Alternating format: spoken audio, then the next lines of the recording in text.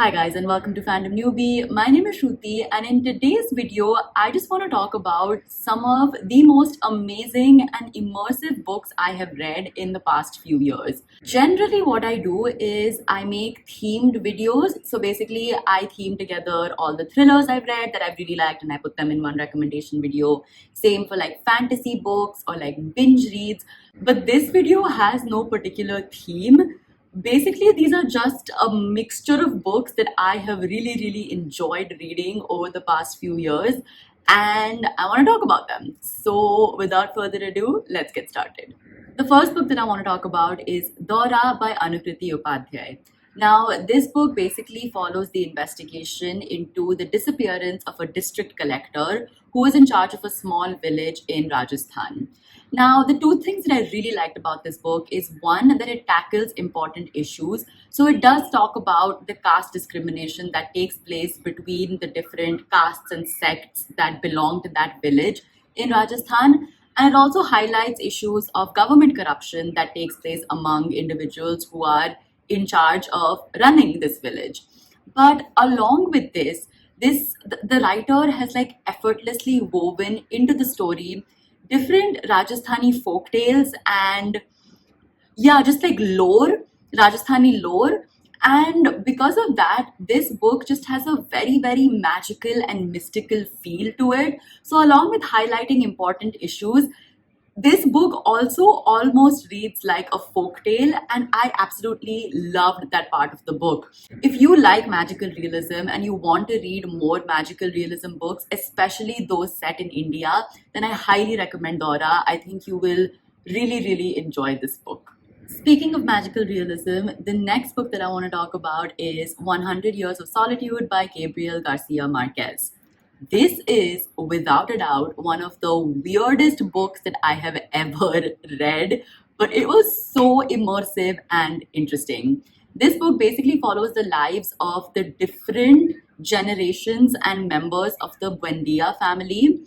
And that is basically it. It talks about, I guess, like 100 years of the Buendia family and highlights the different characters in this family and the twists and turns of their life and the shape that their life took. Like, that's basically it. But each character is fleshed out in such a beautiful way. Each character arc is so interesting and weird and just like so gripping.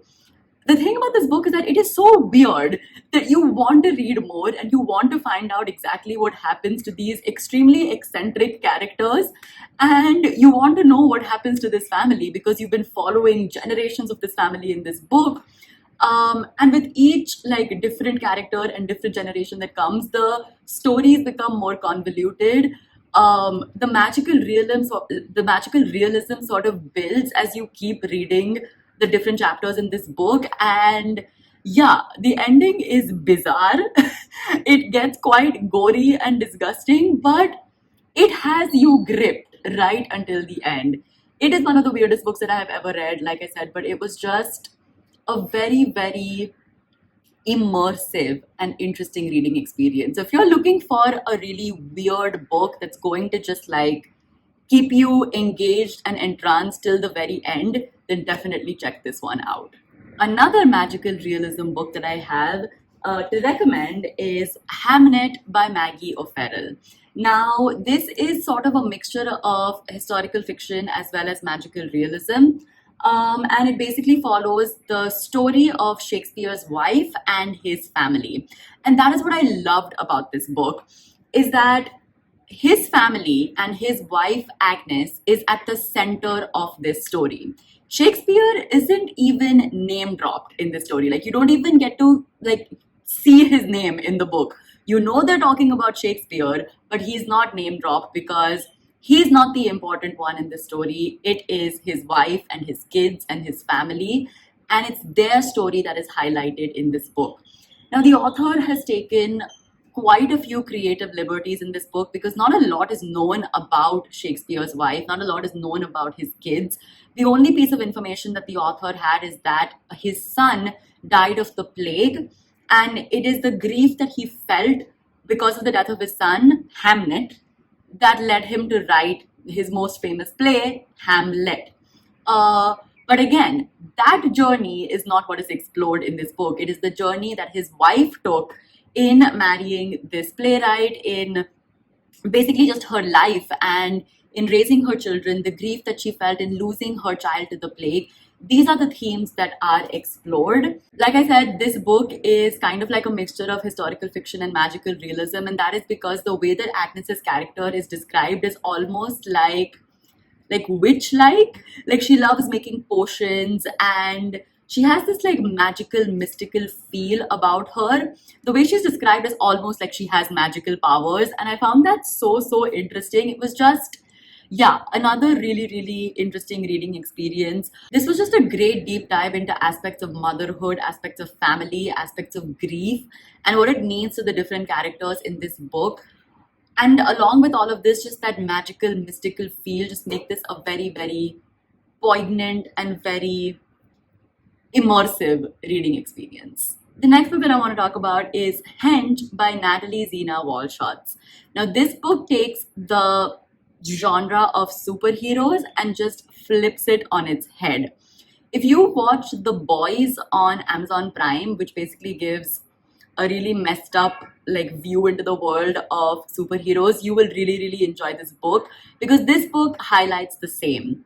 This book basically looks at the world of superheroes almost like they are corporate machines. Like superheroes and supervillains are two like corporate machines fighting against each other. And our main character in this book is basically this like social media expert slash data collector, and she's working for one of the world's most notorious supervillains.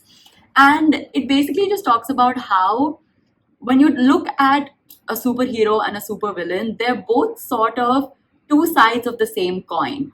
Like who is really good and who is really evil, you don't really get to know, because while superheroes are supposed to like protect the like aam janta, like protect citizens and fight against evil, in this process they also cause a lot of death and destruction and devastation. And so are they really good? Who knows? It's just a really interesting take on the whole like world and aspect of superheroes. Also, like this book is very millennial in its writing, in the sense like if you have worked in a corporate, if you have tried to grow in a corporate, there are a lot of things about this book that will be very relatable to you. And yeah, just it was a very interesting take on superheroes, very interesting read, and very fun. It does get very gory. Like there are some scenes in this book which are quite gory and were difficult to stomach, but if you're okay with that, highly recommend this book. It was a lot of fun. The next book that I want to talk about is my current obsession. I am obsessed with this book series. I am obsessed with this world. I cannot stop thinking about it. And that is A Game of Thrones by George R.R. Martin. Now, I have already read the first book. I'm rereading it right now. I have just the last few chapters left. And guys, I can't stop thinking about Westeros. Here's what happened. Basically, way back in 2015, I guess, when the TV show was like a rage, everyone was talking about Game of Thrones, everyone was talking about the TV show, everything. I decided that I was going to read the books and then watch the show, because that's what I always do. I always like to read the book before I watch an adaptation of it. So I started reading Game of Thrones. I loved the first book, and I started reading the second book, and I got like halfway through. But then like I think just like crazy things were happening in the show, and all of my friends were talking about it, and basically I just got FOMO. And so I abandoned the books and I started watching the show, and I was absolutely obsessed with the show, fell in love, was heartbroken by the last season, completely hated it, but still overall really loved the show. And now, all these years later, a new Game of Thrones show has emerged, and my love for Westeros and all of the politics and everything has just like been reignited. I love House of the Dragon so much, especially this second season. You guys, I am so obsessed. And because of that, I just had to like revisit Westeros. And so I have started reading A Game of Thrones again. I now plan to read all of the books of A Song of Ice and Fire that have been released till now, because I am obsessed. This world and the characters that George R.R. Martin has built is genius, is just genius.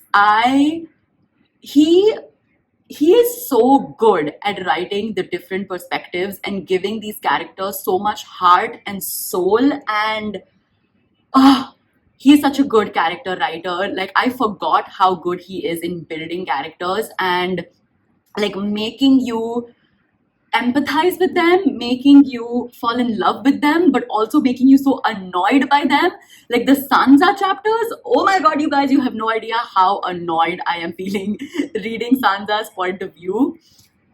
But yeah, I'm obsessed. I'm obsessed with this world. I'm obsessed with this book, and I cannot wait to finish reading A Song of Ice and Fire. I might just like lock myself up and read all of the books and not read anything else until I finish the series because I'm so obsessed with it right now. But yeah, that is my current obsession. I am madly, madly, madly in love with this book series. And yeah, I think like I will not rest until I finish it. Speaking of other fantasies that I have loved, the next book is Empire of Exiles by Erin M. Evans. This book is another deliciously political fantasy book that was just so much fun to read because, again, this was very, very character driven. The characters in this book are so quirky and fun. And at the heart of this book was basically like a political conspiracy mystery. And I think that is what made this book so engaging and different from other fantasy books that I have read. Basically, in this world, many, many, many years ago, there was a rebellion which took place that involved this duke. He's like this very powerful sorcerer kind of character, and basically this sort of like a princess who was used as a pawn in this rebellion. And after that, like this duke and this rebellion was quashed, peace was restored in the kingdom. But many years later, this like the seeds of the rebellion seem to be like getting sown again. And again, like there are certain aspects and like magical aspects and things about the rebellion that seem to be resurfacing. And it is up to a bunch of misfit nerds who work in the archives of like, you know, the people who basically archive the history of this kingdom and archive the different magical aspects of this kingdom. A group of these people, along with this sort of like police detective person, they are tasked with finding out what is happening in the kingdom and what is this political conspiracy that is sort of brewing. It's a very, very fun book. It is highly political. So if you like politically driven fantasies, I think you will really enjoy this book. And like I said, the characters are fun and lovable and quirky. And the magic system in this book is also really interesting. It's sort of like this elemental magic, but it has a lot of shortcomings that can actually stand in the way of someone gaining like crazy power. And I like that in a magical system. I like when magical systems have certain boundaries that if you go beyond, it's actually like detrimental to people. So yeah, interesting magical system, great politics, fun characters. So if you like fantasies like that, then I highly recommend Empire of Exiles. Another fantasy book that I want to recommend is Empire of Sand by Tasha Suri. This is an Indian inspired fantasy book, and again, it was really, really fun to read. This has been inspired by like Mughal India. So, a lot of aspects of Mughal India are there in this book, especially like the parda system. So, like women staying behind the parda, that is there in this book. Along with just like the entire imperial aspect of Mughal India, that is a huge influence in this book. And along with that, just influences from like cultural influences from different parts of India. So the main character in this book, the magic system that like she put, like the magic that she has, that is I think inspired by Rajasthani folk tales and dance again, like Dora. And that is what I really loved about this book. I loved the Indianness that is like explored in this book, especially in the magic system. I will say that the middle part of the book gets a little bit boring, but this book starts off really strong and it ends really strong. And yeah, I just want to read more books, like fantasy books that are inspired by Indian mythology, Indian folk tales, and just like Indianness in general.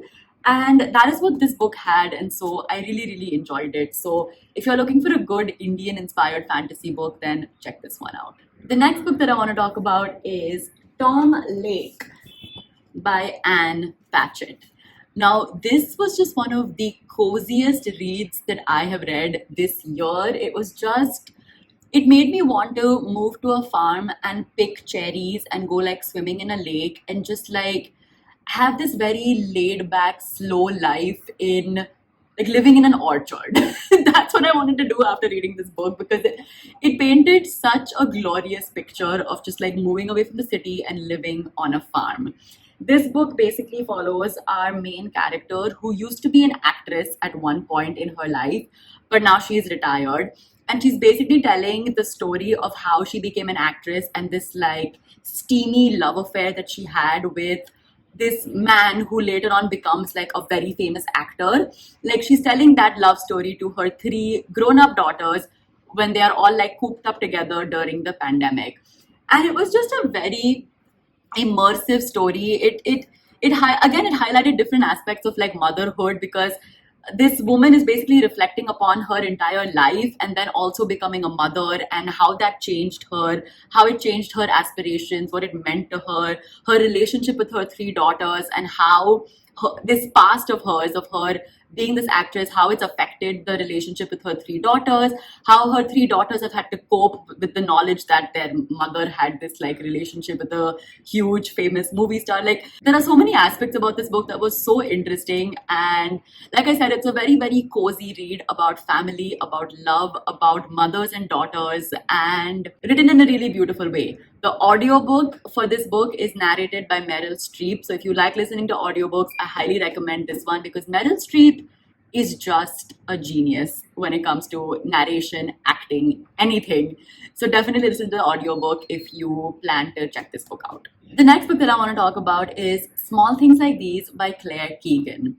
Now, this is a book that I read recently that I just haven't been able to stop thinking about. This book is so short. I think it's under 100 pages, but it's one of the most powerful and impactful books that I have read in recent times. And yeah, I really haven't been able to stop thinking about it. The main crux of this book is basically how like we're all like cogs in a wheel when it comes to capitalistic society. So we're all just like working really hard to make ends meet for us and our loved ones. We're like, yeah, we're just like stuck in a rut of working, making sure we have like making sure that the needs of our families and loved ones are met, and how that can maybe in ways make us unsympathetic towards the people in society who might really need help. And how, even though you might be stuck in this capitalistic wheel, how you can still find it in you to stand up against people in power, even if those are religious institutions, even if those are government officials, how you can find it in you to do small acts of service or even big acts of service to help people who are being oppressed by these institutions. This was my key takeaway from the book. But when you read the book is just a very simple story about this family and the days leading up to their Christmas celebrations. But the underlying message of this book is what was like really, really hard hitting. And the time in history that is captured in this book was also just very, very important and poignant. And yeah, it was just a very, very thought provoking book. Like I said, I haven't been able to stop thinking about it. And I just feel in a very short number of pages, Claire Keegan has told an extremely impactful story. So I highly, highly recommend everyone to read this book. The next book that I want to talk about is Carrie Soto is Back by Taylor Jenkins Reid. Again, if you followed my channel for a while, you know that one of my all-time favorite authors is Taylor Jenkins Reid. I absolutely, absolutely love her books. And Carrie Soto is Back was not a disappointment. This basically follows the story of Carrie Soto, who is a famous tennis player, and it talks about her journey as she's coming back out of retirement to reclaim her world record of like greatest number of Grand Slams ever won. Now, Carrie Soto is a very, very aggressive, like almost unlikable character. And I feel like that character study is what made this book so interesting, because whenever we talk about like female heroes, we always talk about like females who have to be strong, but also who have to be demure, also who have to be like womanly, also who don't have to show a lot of aggression. Like that's kind of like the female heroes that are portrayed in pop culture, or just like female heroes who are strong but also very feminine. Whereas Carrie in this book is anything but feminine. She is like strong, she is muscular, she is everything that defies what femininity stands for in society.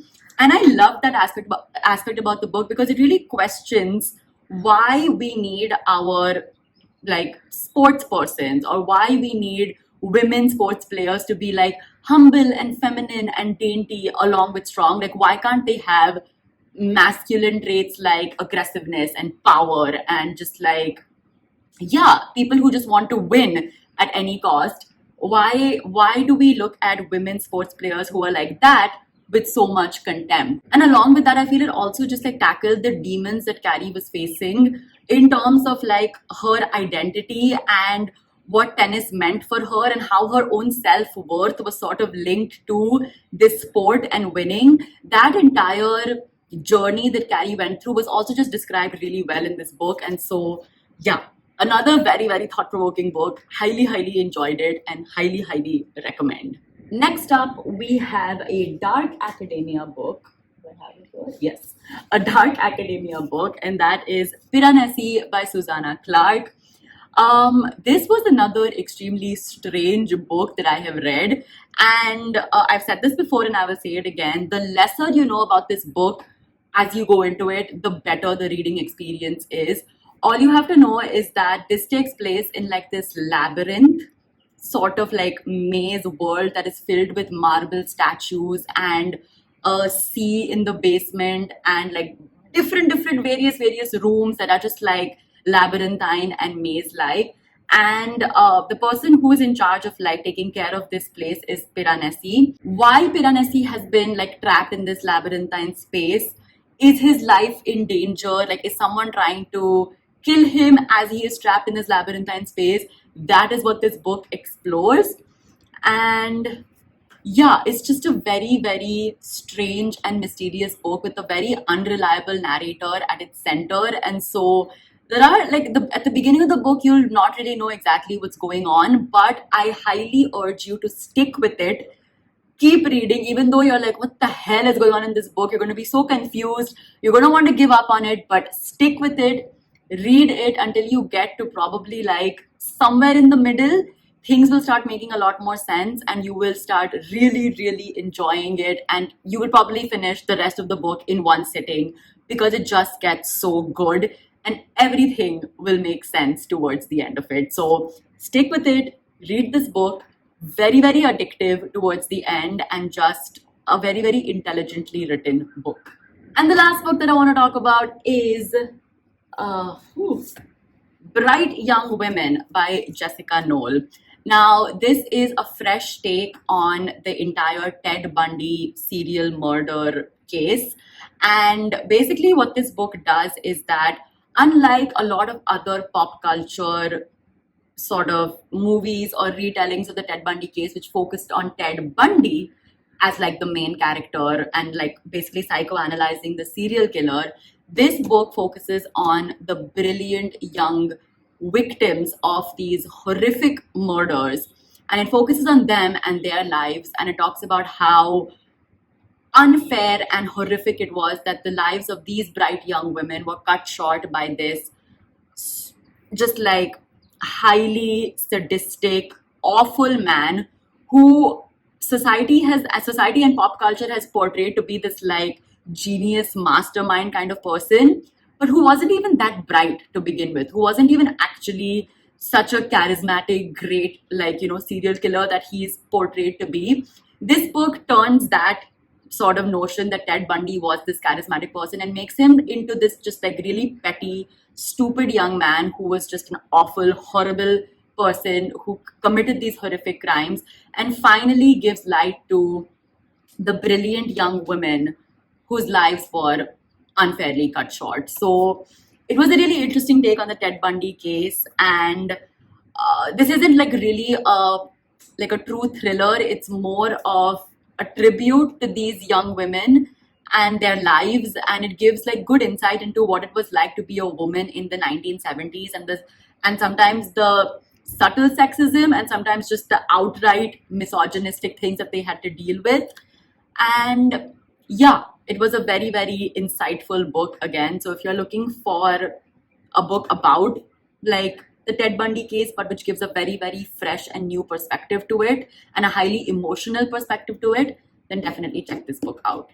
So yeah, that was my video for today. I hope you guys enjoyed it. I know this video is probably really long, but I just really wanted to talk about these books. I absolutely adore these books and I want all of you guys to read them because they are so, so amazing. So I hope you guys liked it.